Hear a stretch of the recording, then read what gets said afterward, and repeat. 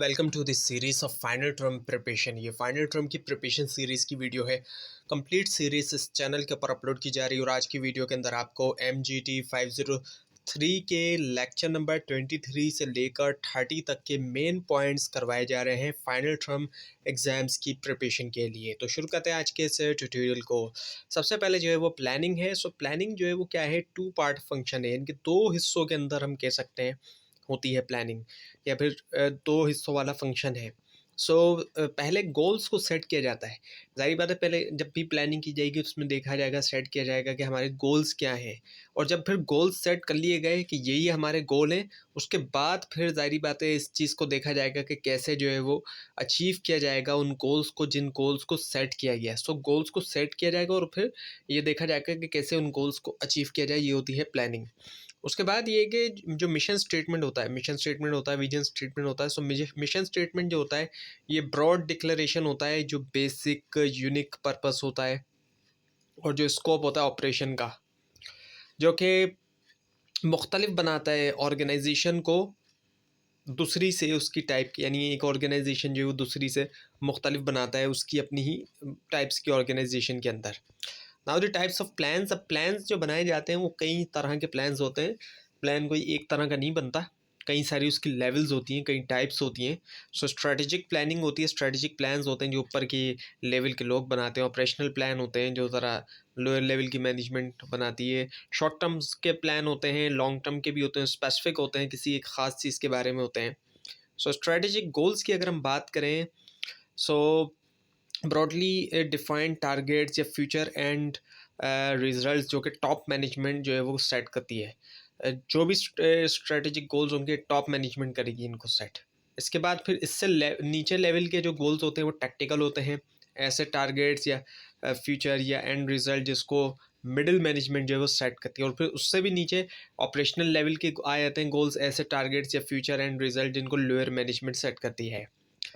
जो गोल्स के कंटेंट है उसको मीट करना चाहिए पांच क्राइटेरिया जो है एटलीस्ट उनको वो पूरा करे। और आपको यहाँ पर 5 से ज़्यादा ही दिखाई दे रहे होंगे, जिसमें पहला चैलेंजिंग आ जाता है कि गोल जो है वो चैलेंजिंग हो। ऐसा नहीं होना चाहिए कि बिल्कुल ही कोई मतलब आसान सा गोल हो, चैलेंजिंग हो और अटेनेबल गोल हो। ऐसा ना हो कि कोई इम्पॉसिबल सा गोल जो है उसको सिलेक्ट कर लें, जो बिल्कुल ही कोई पॉसिबल ही नहीं है, मतलब यानी कि इतने रिसोर्सेज ही नहीं है कि उसको अचीव किया जा सके। स्पेसिफिक हो, मेजरेबल हो, एक ख़ास चीज़ के बारे में हो, कोई जनरलाइज किस्म का गोल ना हो, मेजरेबल हो, उसको मेजर किया जा सके, टाइम लिमिटेड हो, टाइम के हिसाब से हो, रिलेवेंट हो, कोई इररिलेवेंट किस्म का ना हो, ऑर्गेनाइजेशन कुछ और है और गोल किसी और तरह का सेट कर दिया। मेजरेबल हो, उसको मेजर किया जा सके।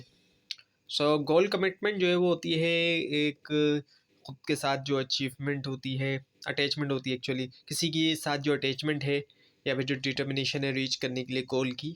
और जो वेल डिज़ाइन गोल्स की जो करेक्टरिस्टिक्स हैं अच्छे गोल्स की, और अगर हम कहें तो वो ये कि एक तो आउटकम्स के हिसाब से इनको लिखा गया हो, उनके आउटकम्स क्या होंगे, मेजरेबल हो, मेजर किया जा सके, क्वान्टिफाइबल हो, क्वान्टिटी के हिसाब से, और क्लियर हो as to clear as to have time frame, और चैलेंजिंग तो हो लेकिन ज़ाहिर बात है अटेनेबल हो। ऐसा ना हो कि इम्पॉसिबल किस्म के हों, और लिखे हुए होने चाहिए।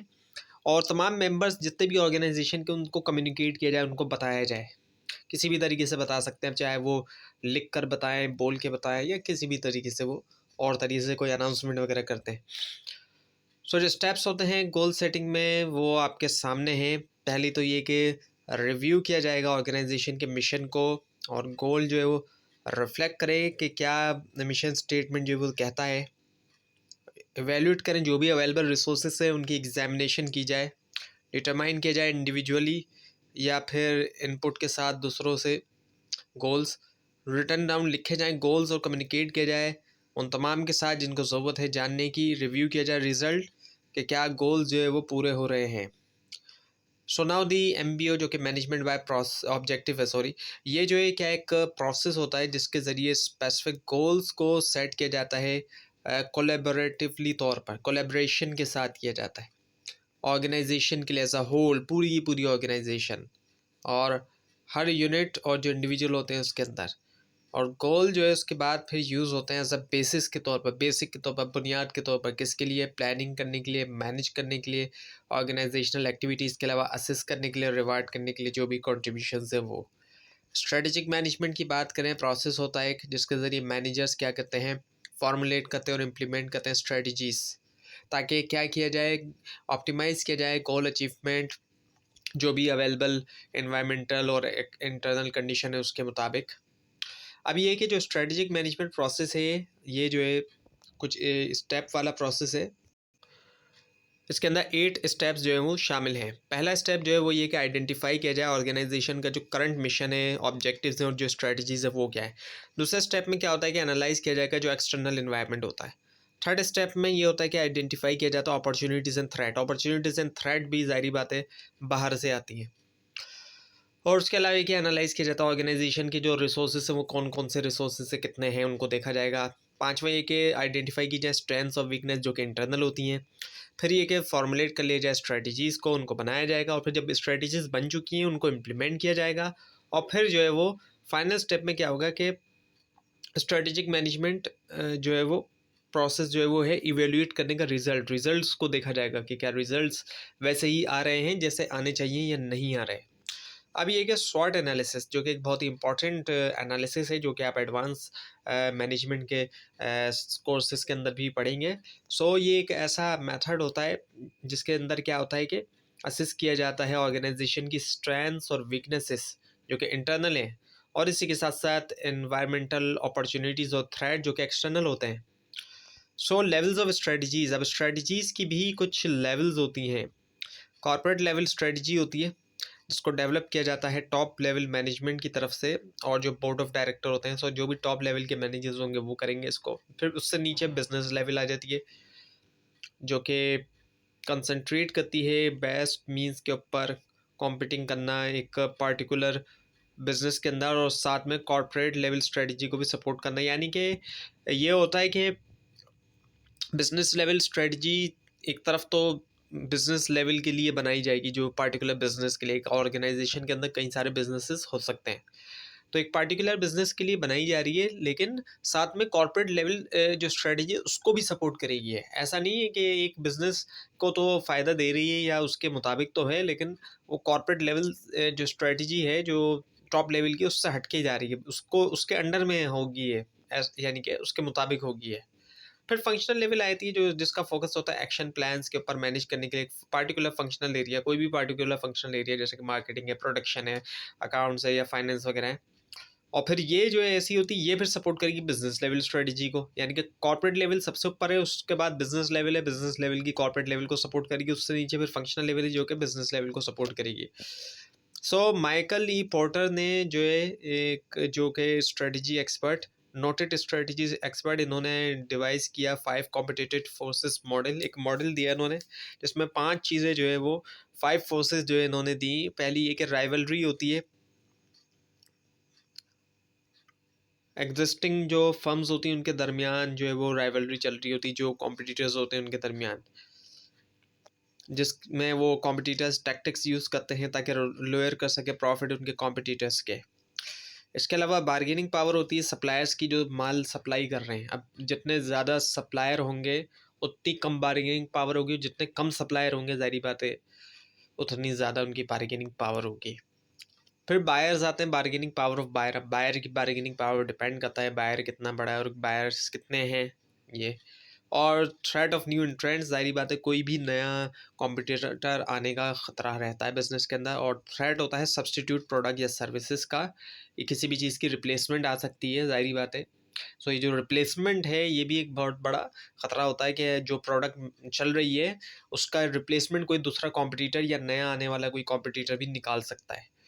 So now the Boston consulting group, अब ये जो है एक मैट्रिक्स होता है जिसमें कंपेयर किया जाता है बहुत से बिजनेसेस को ऑर्गेनाइजेशन के पोर्टफोलियो के ऊपर, और यहाँ पर रिलेटिव मार्केट शेयर और मार्केट ग्रोथ रेट, इन दो चीज़ों को सामने रखते हुए कंपैरिजन जो है वो किया जाता है। और 4 चीज़ें होती हैं बीसीजी मैट्रिक्स में, स्टार, क्वेश्चन मार्क, कैश का और डॉग। स्टार के अंदर ऐसा होता है कि जो भी बिजनेस या प्रोडक्ट स्टार के अंदर है किसी भी कंपनी की, उसका हाई मार्केट शेयर भी होगा और जो ग्रोथ है मार्केट की वो भी बहुत ज़्यादा है। शेयर भी ज़्यादा है और मार्केट शेयर और जो ग्रोथ है मार्केट में वो भी बहुत ज़्यादा है। क्वेश्चन मार्क इसके मुकाबले में लो मार्केट शेयर होता है लेकिन ग्रोथ होती है, ग्रोथ बहुत ज़्यादा है। कैश काउ ऐसा है कि शेयर तो बहुत ज़्यादा है लेकिन ग्रोथ नहीं है ज़्यादा। और जो डॉग है वो तो लो मार्केट शेयर भी होता है, जो ग्रोथ होती है वो भी लो ही होती है। सो बिजनेस लेवल स्ट्रेटजीज प्रोवाइड करती है एडवाइस जो स्पेसिफिक स्ट्रेटजीज के बारे में बहुत से बिजनेसेस के लिए। एक डिफरेंशिएशन स्ट्रेटजी जो होती है उसके अंदर क्या होता है कि डेवलप किया जाता है प्रोडक्ट और सर्विस जो कि जिसको यूनिक देखा जाता है इंडस्ट्री के अंदर, बिल्कुल अलग जो है वो उसको देखा जाता है।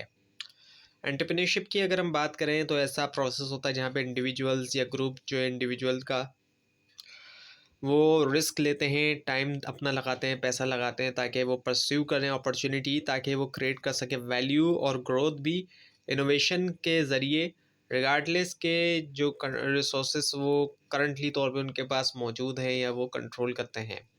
Now writing a business plan, अब एक बिजनेस प्लान को लिखना, बिजनेस प्लान डॉक्यूमेंट होता है, जारी बात है लिखते हैं इसको एंटरप्रेन्योर या फिर जो ऑनर्स वगैरह होते हैं, और जिसमें जारी बात है डिटेल है बिजनेस नेचर की, प्रोडक्ट की या सर्विस की, कस्टमर की, कंपटीशन की, प्रोडक्शन की, मार्केटिंग मेथड्स की, मैनेजमेंट की, फाइनेंसिंग की और दूसरे जो सिग्निफिकेंट एस्पेक्ट्स होते हैं बिजनेस की उनके।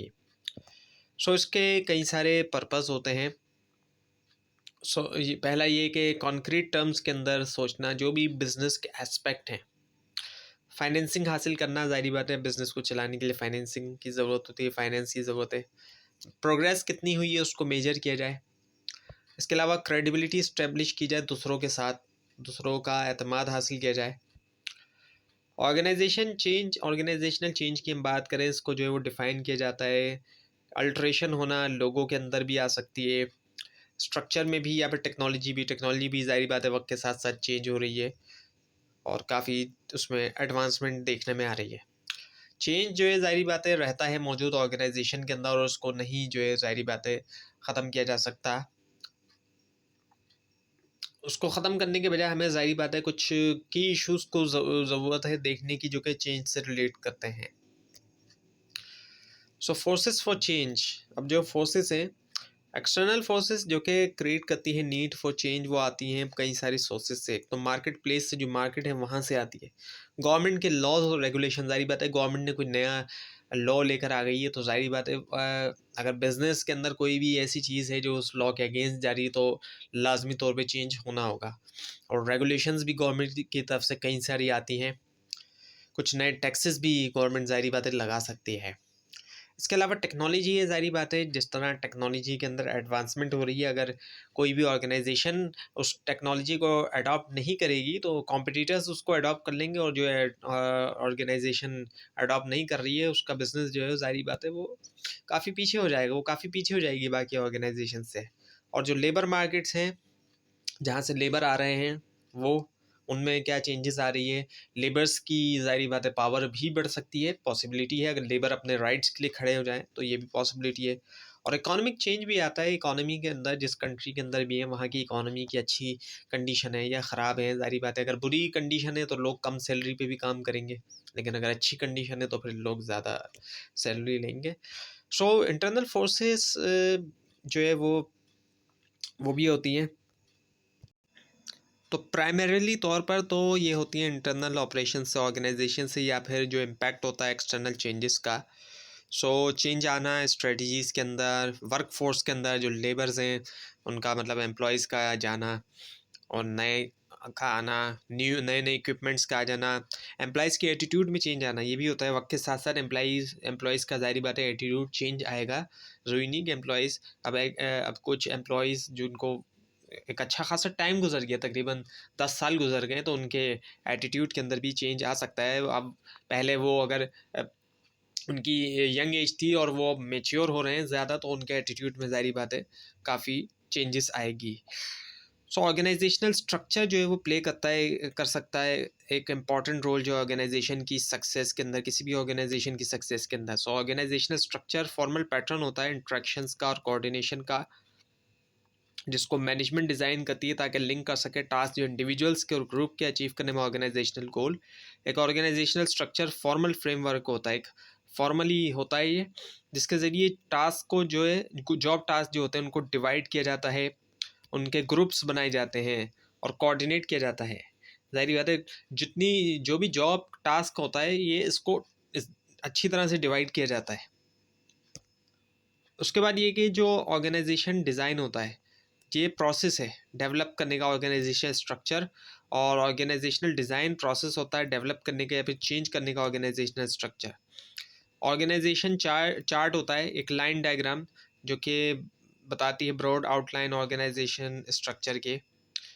सो रिस्पॉन्सिबिलिटी जो है इसकी हम बात करें, ये ऑब्लिगेशन होती है, एक्सपेक्टेशन होती है कि परफॉर्म किया जाए या की जाए ड्यूटीज़ और अचीव किया जाए गोल्स जो कि रिलेट करते हैं एक पोजीशन से। अथॉरिटी की बात की जाए तो इससे मुराद राइट होता है जो इनहेरिट होता है मैनेजरियल पोजीशन के अंदर, जो कि लोगों को बताता है कि क्या किया जाए और क्या एक्सपेक्ट किया जाता है उनसे कि वो करें, और ये राइट कि उनको करें डिसीजन और कर सकें एक्शन ताकि अचीव करें ऑर्गेनाइजेशनल गोल।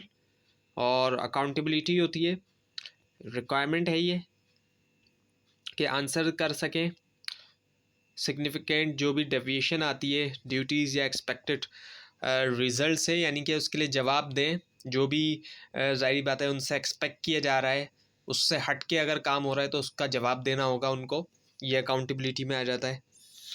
जॉब डिज़ाइन की हम बात करें सो स्पेसिफिकेशन होता है ये टास्क एक्टिविटीज़ का, यूजुअली जिनको रिपीट किया जाता है रेगुलर बेसिस के ऊपर और एसोसिएट होते हैं पार्टिकुलर जॉब के साथ। वर्क स्पेशलाइजेशन की हम बात करें तो इससे मुराद किस हद तक वर्क जो कि नेसेसरी अचीव करने के लिए ऑर्गेनाइजेशनल गोल उसको ब्रोक डाउन किया जाता है बहुत सी जॉब्स के अंदर। यानी कि ये कि स्पेशलाइजेशन के अंदर ये होता है कि किस हद तक वर्क को डिवाइड किया जा रहा है। यानी कि जब स्पेशलाइजेशन जिन ऑर्गेनाइजेशन में होती है तो वर्कर्स से उनकी जो भी जिस चीज़ में वो एक्सपर्ट होते हैं उनसे वही काम लिया जाता है, उनसे ज़्यादा टास्क उनको नहीं दिए जाते, लेकिन उनको टास्क कम दिए जाएंगे, उनकी क्वांटिटी ज़्यादा होगी, टास्क की क्वांटिटी ज़्यादा होगी, लेकिन उनसे एक ही तरह का काम बार बार लिया जाएगा। इसको वर्क स्पेशलाइजेशन हम कहेंगे। और जॉब सिंप्लीफिकेशन की हम बात करें तो प्रोसेस होता है कॉन्फ़िगर करने का या डिज़ाइन करने का जॉब, ताकि जॉब होल्डर्स के पास जो है वो small number of narrow repetitive या एक्टिविटीज़ को परफॉर्म करने के लिए, यानी कि बार बार करें।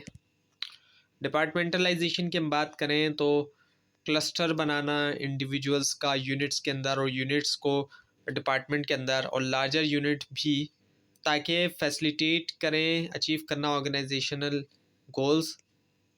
फंक्शनल स्ट्रक्चर, अच्छा डिफरेंट तरह के स्ट्रक्चर्स भी होते हैं। फंक्शनल स्ट्रक्चर ऐसी डिपार्टमेंटलाइजेशन होती है, इस तरह के डिपार्टमेंट्स वगैरह होते हैं जिसके अंदर पोजीशंस को ग्रुप किया जाता है, जो भी उनके फंक्शनल एरियाज़ हैं जैसे कि मार्केटिंग है, एचआर है, फाइनेंस है, अकाउंट्स है या प्रोडक्शन है, इस तरह। डिविजनल स्ट्रक्चर होता है, ऐसा टाइप होती है डिपार्टमेंटलाइजेशन की जहाँ पर पोजीशंस को ग्रुप किया जाता है, जो सिमिलैरिटी होती है प्रोडक्ट्स की, सर्विसेज की या फिर मार्केट्स की। सो 3 मेजर फॉर्म्स होती हैं डिविजनल स्ट्रक्चर की जो कि डिफ़र करती हैं रैशनल के मुताबिक फॉर्म करने के लिए। डिवीजन प्रोडक्ट डिवीजन्स होते हैं, ऐसे डिवीजन्स जिनको क्रिएट किया जाता है कंसंट्रेट करने के लिए सिंगल प्रोडक्ट या सर्विस के ऊपर।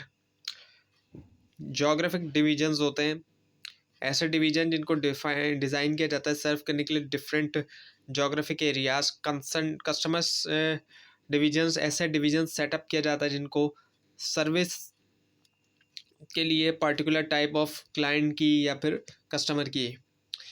हाइब्रिड स्ट्रक्चर भी होता है, एक ऐसी फॉर्म डिपार्टमेंटलाइजेशन की जिसके अंदर दोनों फंक्शनल और डिविजनल स्ट्रक्चर होते हैं सेम लेवल के ऊपर मैनेजमेंट के। मैट्रिक्स स्ट्रक्चर होता है, एक ऐसी टाइप होती है डिपार्टमेंटलाइजेशन की जिसमें क्या होता है कि हॉरिजॉन्टल सेट होता है डिविजनल रिपोर्टिंग रिलेशनशिप का हायरार्किकल फंक्शनल स्ट्रक्चर के ऊपर। तो ये थी आज की वीडियो। आपको इस बारे में कोई क्वेश्चन है, खासतौर पर इसमें कोई मिस्टेक दिखाई दे ज़रूर हाईलाइट कीजिए। और इस पूरी सीरीज़ को देखने के लिए और फाइनल टर्म एग्जाम्स की प्रिपरेशन के लिए इस चैनल को सब्सक्राइब कीजिए, बेल आइकन के ऊपर क्लिक कीजिए। Thanks for watching this video and best of luck for your exams.